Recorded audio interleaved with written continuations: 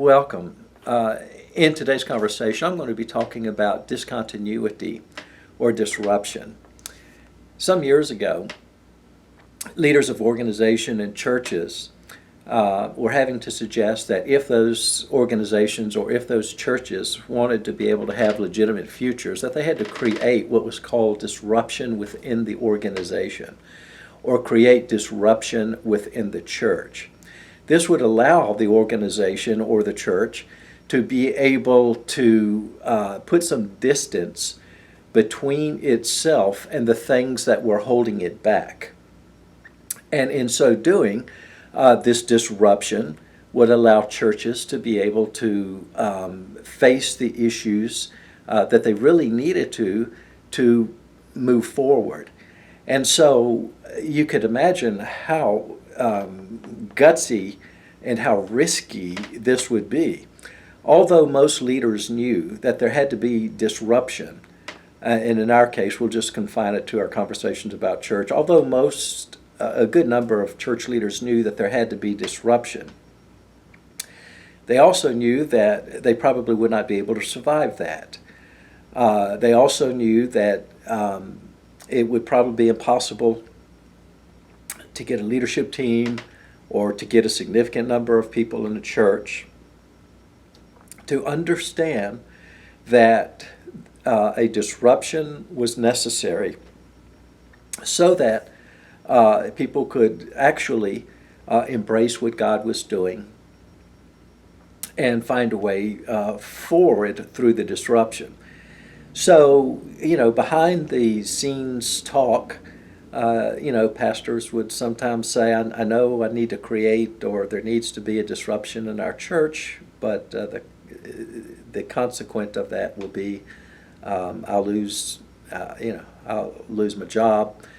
And so it became very tricky. Well, we don't have to worry about that particular part of the conversation because a disruption that we didn't plan happened.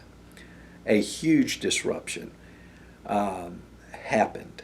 And with COVID-19 and the pandemic, a disruption that organizations, culture, nor churches could have ever been adequately prepared for just happened. So the positive and the good news is that the disruption that a lot of leaders were fearing that they would have to create for the health of their organization or for the health of the church, oftentimes resulting in their own demise, they didn't have to create anymore. It was created for them.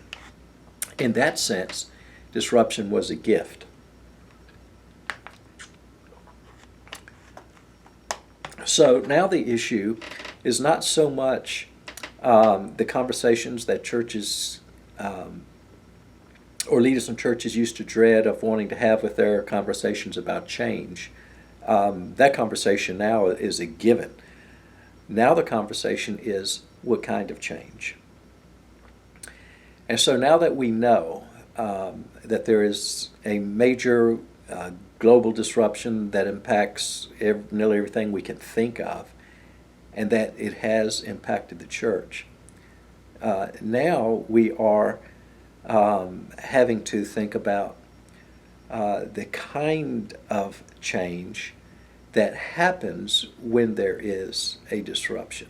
So let me illustrate by using maybe, let's say, railroad tracks or a road or a line, how we used to think about change, and then now how we have to actually rethink the way we think about change.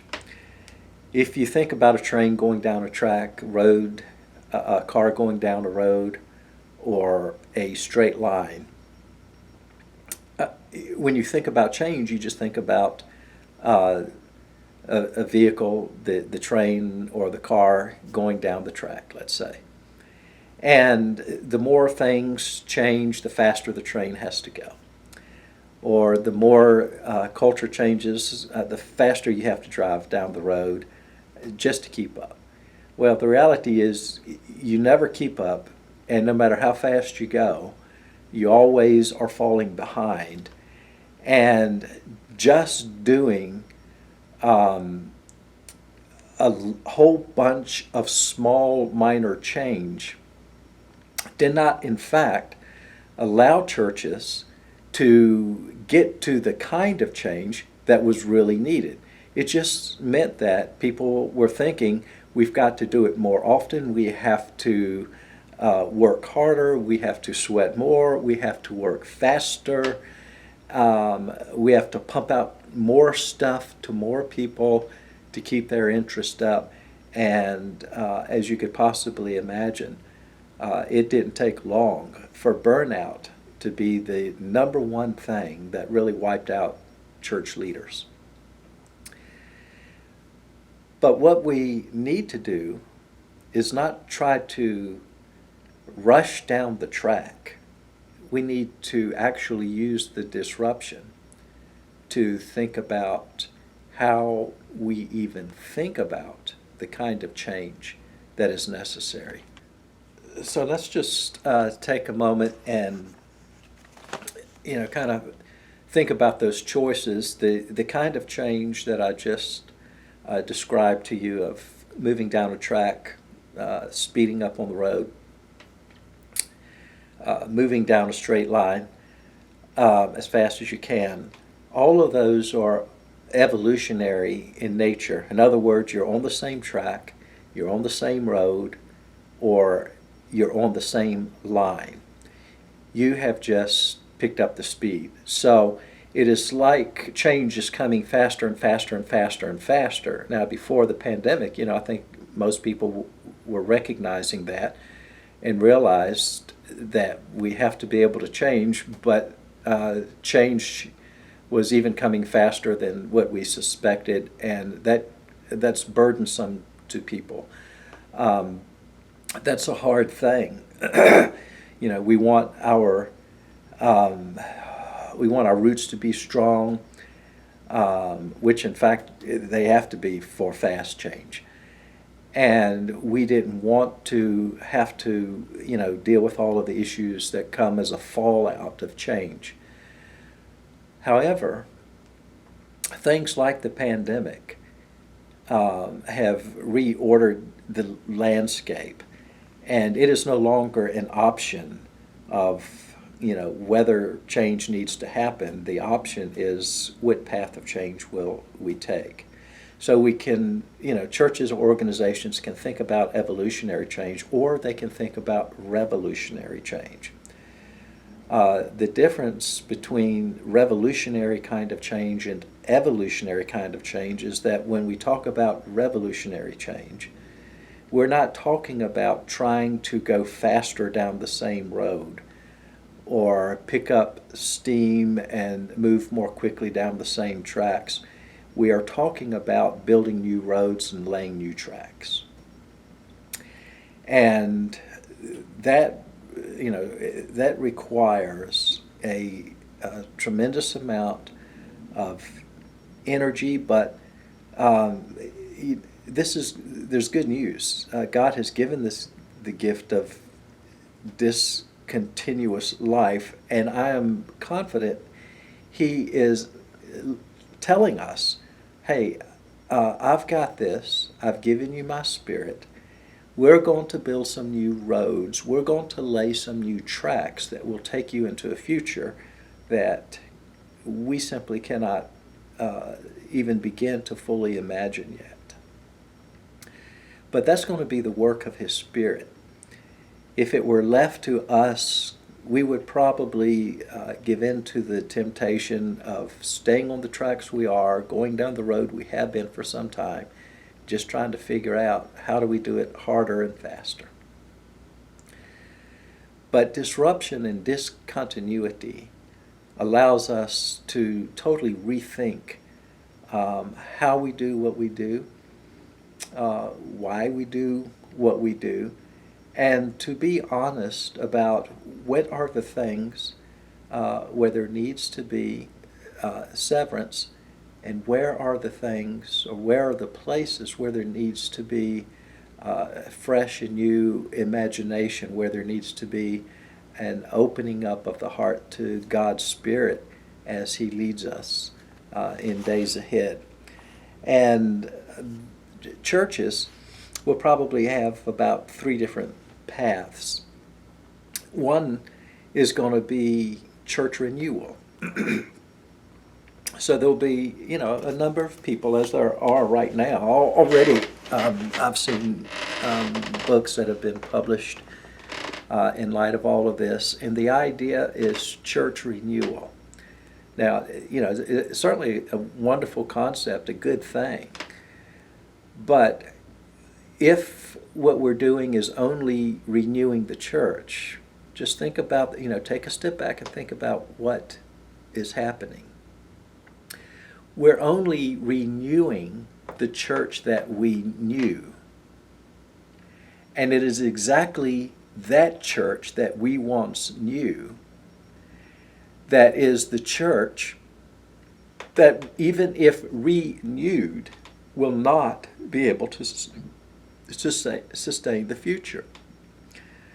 So although it is a great idea, and although the idea has already surfaced in a number of places, the renewed church actually, in its attempt, this is like the car or the train going down the track, the renewed church tries to go faster and faster and faster, but even in its picking up speed and doing more stuff and doing things faster, it never actually catches up to where people actually are.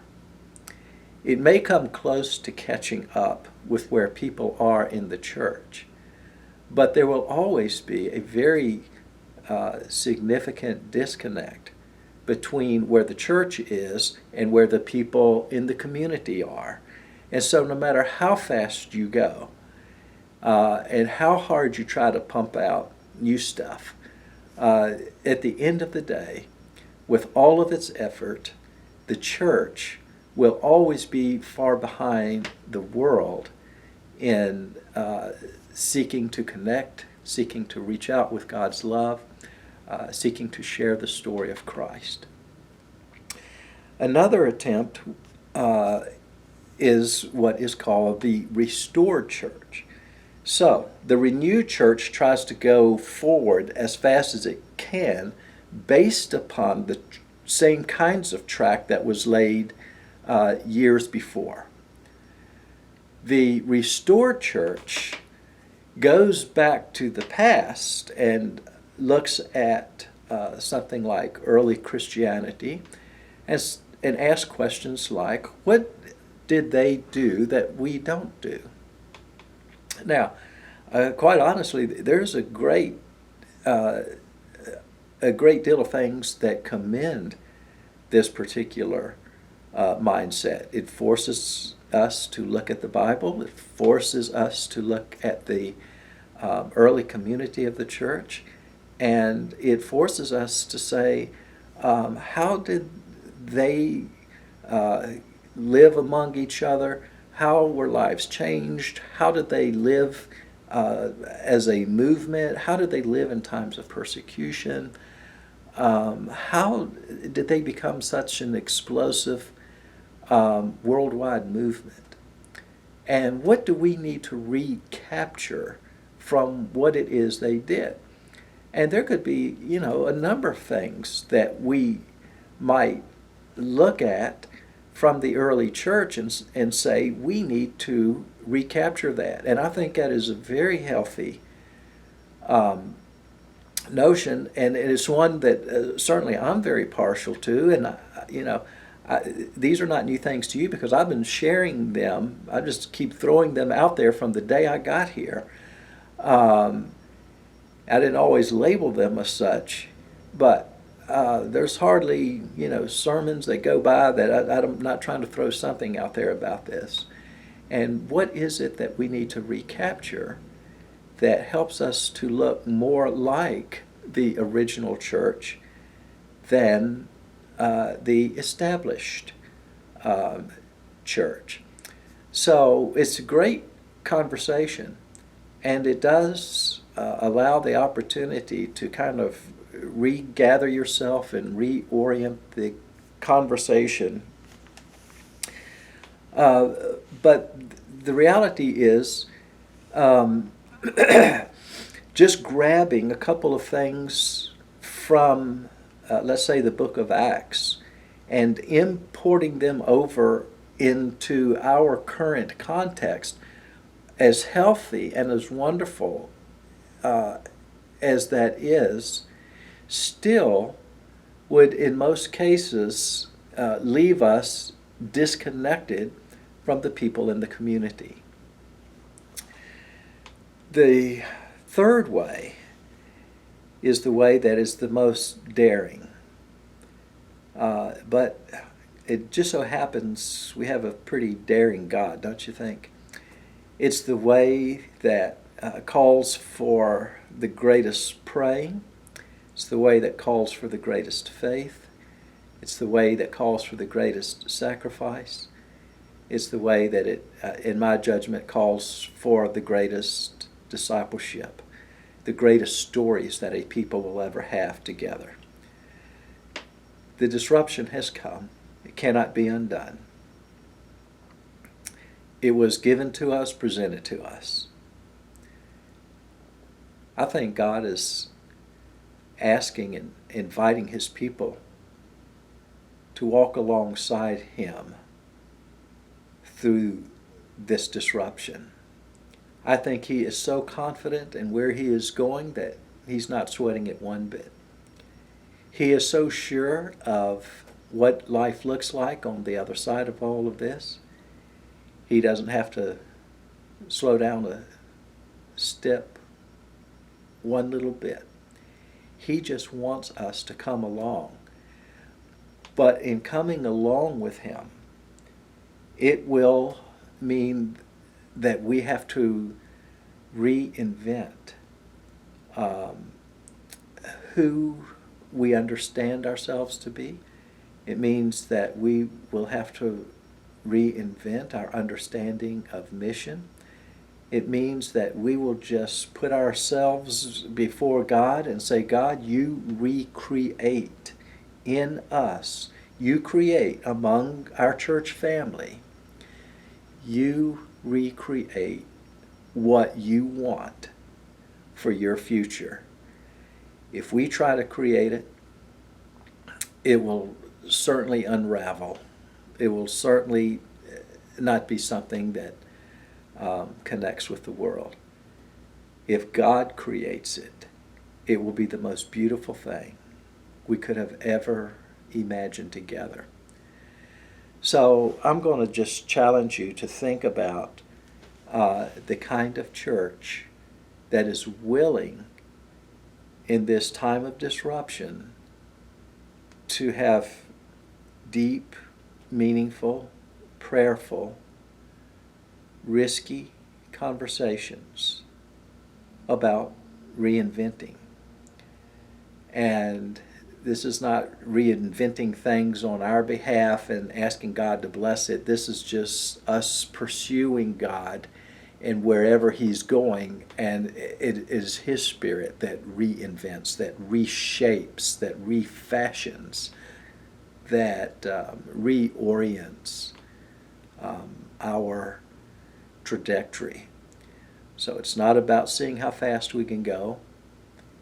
It's about seeing where God is creating new tracks, where He's building new roads, where He is inviting His people to come and to live out the gospel in a fresh way, in a way that helps our community to better hear and see what God's redemptive mission is all about.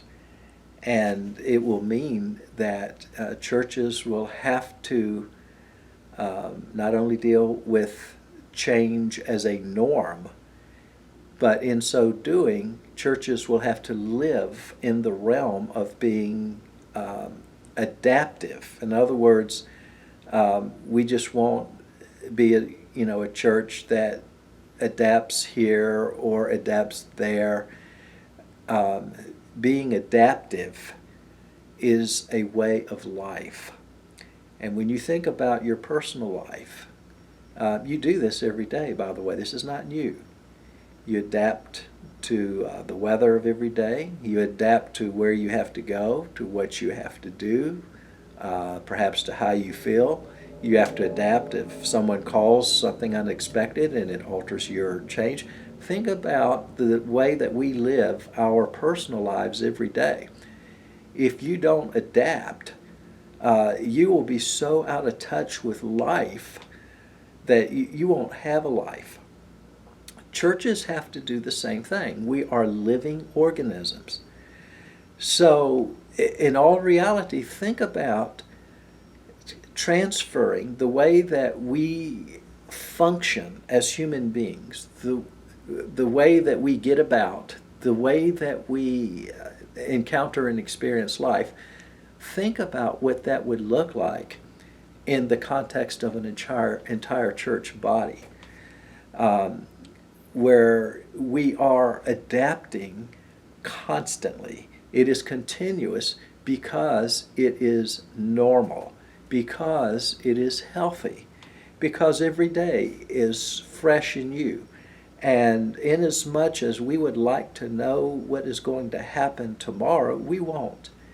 And the churches that reinvent themselves and they allow God's Spirit to just recreate them will be very adaptive, will be very flexible, will be very organic, and they're going to make a great impact in our community. And I think that is one of the most exciting things that we can share together. So I'm going to invite you to give prayerful consideration, and at least as a point for all of us, just to begin to come to God and say, God, what are you reinventing? What are you recreating us to be?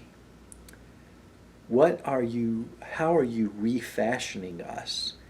And how do we maximize this disruption that we have experienced? How do we navigate that for your glory? How do you do things with us and in us and among us that would have never happened if it had not been for a global crisis like this? And so I look forward to the moments that we can just be together, and maybe it's time for us to start thinking about getting people together in our homes for meals and just enjoying that fellowship, table fellowship together, and then spending an evening having this conversation, or just reflecting, or just offering ourselves together in prayer as we simply ask God to recreate in us what He desires for us. And let's be the church family that's willing at all cost to go down that path, to take all risk and realize that it's all in His hands. He's got us. And pursue Him fully into whatever His Spirit does among us. I look forward to it, and I'll look forward to the conversations that we will, Lord willing, be having soon. Thank you.